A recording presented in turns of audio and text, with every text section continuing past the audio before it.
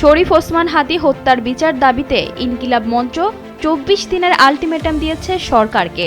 তবে এই আন্দোলন কেবল একটি হত্যার বিচারের গণ্ডিতেই সীমাবদ্ধ নেই। এটি এখন রূপ নিয়েছে দিল্লির আধিপত্যবাদ বিরোধী এক বিশাল জনস্রোতে। ইনকিলাব মঞ্চের ৪ দফা দাবির মধ্যে ভারতীয়দের ওয়ার্ক পারমিট বাতিল এবং বাংলাদেশের বিরুদ্ধে আন্তর্জাতিক আদালতের আশ্রয়ের হুমকির বিষয়টি এখন টক অব দ্য টাউন।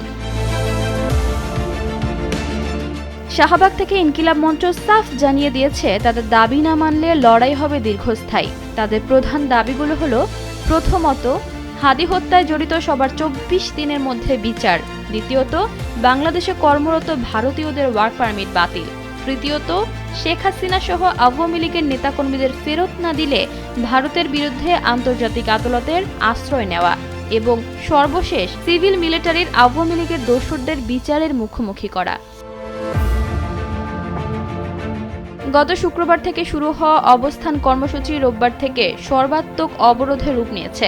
বেলা ১১টা থেকে নেতাকর্মীরা জড়ো হতে শুরু করলেও দুপুর ২টার পর শাহবাগ মোড় সম্পূর্ণ বন্ধ করে দেওয়া হয়। এতে রাজধানীর হৃৎপিণ্ড খ্যাত শাহবাগ এলাকায় যান চলাচল স্থবির হয়ে পড়ে এবং সাধারণ যাত্রীরা চরম ভোগান্তিতে পড়ে। তবে এই আন্দোলন ঢাকার মধ্যেও নয়, ঢাকার বাইরেও এই আন্দোলন গণ আন্দোলনের রূপ নেয়।